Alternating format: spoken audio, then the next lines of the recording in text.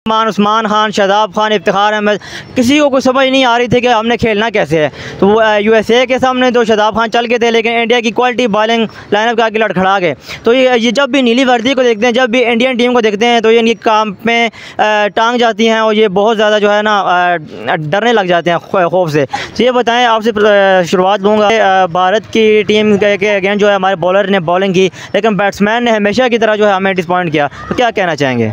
भाई हमारी बैटिंग हमेशा से ऐसी ही है। हमारा मिडिल ऑर्डर तो है ही नहीं। टॉप ऑर्डर में अगर बाबर ना चले तो कोई नहीं चलता। मिडिल ऑर्डर हमारा सेम ऐसा ही है। 2021 के वर्ल्ड कप से 22 के वर्ल्ड कप से मिडिल ऑर्डर हमारा चला ही नहीं। यही बात ले लो इफ्तिखार की, इसकी एक परफॉर्मेंस नहीं है सिवाय 3 छक्के मारे थे इसने अक्षर पटेल को, उसके बाद इसकी कोई परफॉर्मेंस नहीं है। ये हमारा मैच विनर खेलता है। इससे ज़्यादा तो आसिफ अली से अच्छा था, 2-3 मैच जितवा तो चुका था।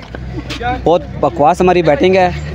मिसाल ले लो रिजवान की, भाई अगर आप इतनी क्रिकेट खेले हो आपसे सिंगल भी नहीं बनते यार। बेशक आप एक बाउंड्री निकाल लो, लेकिन सिंगल तो लाजमी बनता है ना आपसे, वो भी नहीं कर रहे। और इतना कोई डीले क्रिकेट, इंडिया की बॉलिंग बहुत अच्छी है। बुमराह ने जितनी अच्छी बॉलिंग कराई है, आप पहले बुमराह को विकेट दे गए हो। आप पहले जब बॉलर आए तो आप उस सबको रोक के खेल रहे हो, बुमराह के बॉलर में मारने बजाय सेक्रीफाइस कैसे कर रहे हैं, क्योंकि ये दोनों अच्छा खेल रहे थे 21 के वर्ल्ड कप में, 22 के वर्ल्ड कप में अच्छा खेल रहे थे।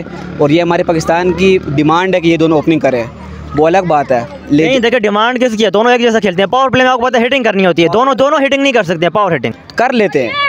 रिजवान कर लेता है, बाबर चलो ठीक रिजवान कर लेता है, लेकिन इन्होंने इस मैच में खुद पे इतना प्रेशर लिया हुआ था कि हम बहुत रोक के खेलेंगे, मैच डीप लेके जाएंगे। डीप लेके जाओ, लेकिन अपने पे प्रेशर ना लेके आओ ना, उन पे प्रेशर लेके जाओ। आप डॉट बॉल कर रहे हो, अपने प्रेशर आ रहा है, उनके प्रेशर थोड़ी आ रहा है। देखें T20 के में अगर आप जितना डीप लेके जाएंगे, जब तक आप साथ में स्ट्राइक रोटेट नहीं करेंगे, बाउंड्री नहीं लगाएंगे, तो डीप लेके जाने का फ़ायदा तो नहीं है ना। वो तो आपने सारा जो है प्रेशर कंसीड कर लिया। वही ना, आप डॉट कर रहे हो, अपने प्रेशर लेके आ रहे हो, उन पे नहीं लेके आ रहे। आप सिंगल डबल निकालो, उन पे प्रेशर आएगा। आपको 6 का रिक्वायर्ड है, 6 रन का रिक्वायर्ड है। आप ओवर में 6 रन तो बनाओ, लेकिन नहीं, आप एक ओवर में बाउंड्री मार रहे हो, अगले 3 ओवर में डॉट कर रहे हो। अब एटलीस्ट बाउंड्री नहीं लग रही, सिंगल डबल तो निकाल, रोटेट कर सकते हो ना। इतनी तो इनकी क्रिकेट है ना कि रोटेट तो कर सकते हैं ना, वो भी नहीं करते ये लोग।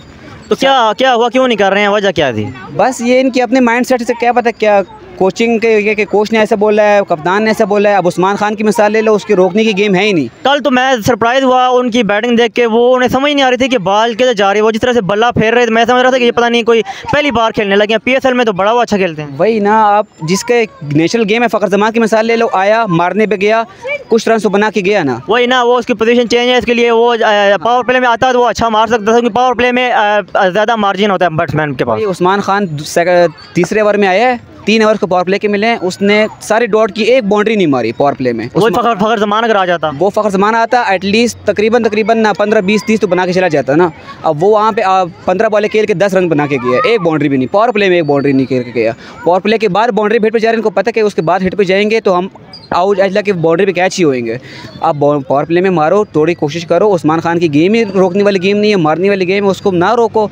अब कप्तान ने उसको बोला, कोच ने उसको बोला कि इस तरह खेल लो, वो अलग बात है, लेकिन उसकी जो नेशनल गेम है उस पर खेलने दिया करें। तो क्या होना चाहिए अभी पाकिस्तान टीम का, क्या होना चाहिए? अभी तो दिल टूट गया, अभी कोई हद ही नहीं रही ना, सारी हदें पार कर दी। कोई हद नहीं है भाई। अब हमारा जो हम 6 घंटे इनके लिए इस पिंडी फैन पार्क में बैठे रहे हैं, ज़मीन पे, गर्म ज़मीन पे बैठे रहे इनके लिए 6 घंटे, और आगे से हमें ये रिजल्ट देते फिर क्या फ़ायदा। मिडिल ऑर्डर अच्छा करना चाहिए।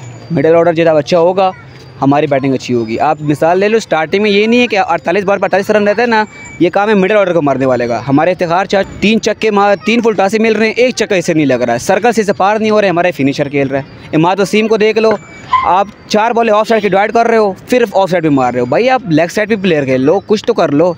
नहीं, कल वही ना, कल सबका माइंड सेट चेंज नजर आया एकदम से। देखिए इमाद वसीम PSL में इस्लामाबाद यूनाइटेड को जिता के आ रहा था, लेकिन कल भी वो डॉट खेल रहा था, कोई समझ नहीं आ रही। डॉट वाली गेम ही नहीं थी वहाँ पे। आप इतनी इनकी क्रिकेट है कि डॉट तो नहीं कर सकते ना।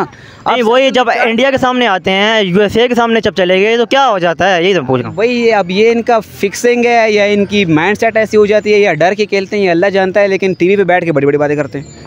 यही इमाद वसीम इतनी बड़ी बड़ी बातें करते हैं टीवी बैठ के। अब इनको क्या हो गया बैटिंग पे, ये तनकीद करता है कि स्ट्राइक रेट है, उसके खुद स्ट्राइक रेट देखिए 50 की स्ट्राइक रेट लेके गया वो। हारिस की मिसाल ले लो, पिछले जब हमारे टफ मैचेस थे ना, हारिस ने एक में 20 पे 40 कर रहा है, एक में 11 पे 30 कर रहा है, एक बार 18 15 पे 30 कर रहा है। वही ना, साउथ अफ्रीका के गेम्स उसने 100 जो है फाइनल तक गए हो, उसके बेस पे गए हो। उसने साउथ अफ्रीका के खिलाफ, बांग्लादेश के खिलाफ किधर गायब कर, क्योंकि इनके बाबर चल गया, इनका विकेट रोक के रखेगा तो ठीक है। अब USA की मिसाल ले लो, फर्स्ट कर उसमें बाबर कराना होता, ये तो 100 के अंदर बुकते ये लोग। यहाँ पे जल्दी आउट हो गया, फिर नहीं बने से 100 के अंदर। ओपनिंग स्लॉट हमने दिया था, साइम अयूब को भी दिया था, हमारा पावर हिटर ही था वो, नहीं चल रहा। वो तो PSL का पावर हिटर है ना यह तो हमारे और कौन से हिटर हैं? फ़खर जमान की अगर बात करें ना, फ़खर जमान अगर ओपनर पे आ गया ना, तो हमारा मिडिल ऑर्डर पे हार्ड खेलने वाला कौन होगा? बाबर से हम उम्मीद नहीं रख सकते, रिजवान से हम उम्मीद नहीं रख सकते, इफ्तिखार साहब तो हमारे है ही, अल्लाह मालिक उनके, कौन है? कोई नहीं है। फ़खर को इससे थोड़ा बहुत डाउन किया है ताकि फ़र्ज़ करो हमारे पास एक ऑप्शन हो कि वो तेज़ खेल सकता है, कुछ कर सकता है, तो एक थोड़ी ऑप्शन है हमारे मिडिल ऑर्डर के पास, उसको भी टॉप ऑर्डर में ले गए तो मिडिल ऑर्डर खत्म। बुमराह को रिस्पेक्ट दे दो ना, आप वैसे बॉल को डॉट कर रहे रोक रहे हो, जसप्रीत बुमराह को आप जो है खोल के मार रहे हो। ये तो रिजवान की गलती थी। अब अगर फ़र्ज़ करो चलो रिजवान साढ़े बॉल के सेट हो गया था, वो उसने बीच में 6 ओवर अगले बॉल रोक के डॉट किया है, बुमराह आया पहले बॉल पे हिट पे जा रहा है, भाई वो शर्मा ने उसको भेजी है विकेट टेकर के लिए भी है, तुम पहली बॉल पे हिट पे जा रहे हो तो आउट ही हो गए, उसको ओवर में 2 विकेटें दे गए, बस गया रिक्वायर्ड ऊपर। अब यही गलती है कि भाई बुमराह को 4 ओवर थे उसके रोक लेते, क्या होता, बाकियों के हिट पर चले जाते, लेकिन नहीं, इन्होंने बाकियों पे रोका है, बुमराह पे हिट पे जा रहे हैं। बस ये हमारी गलतियाँ हैं, कुछ ये कब तक सुधरेंगे अल्लाह जानता है। मेरिट पे बंदे ले आए, जो टैलेंट है उसको लेके आए, ये जो हमारे चाचू आज़म ये है, इनको बाहर ही कर दें। ये उस्मान खान भी PSL प्लेयर ही था,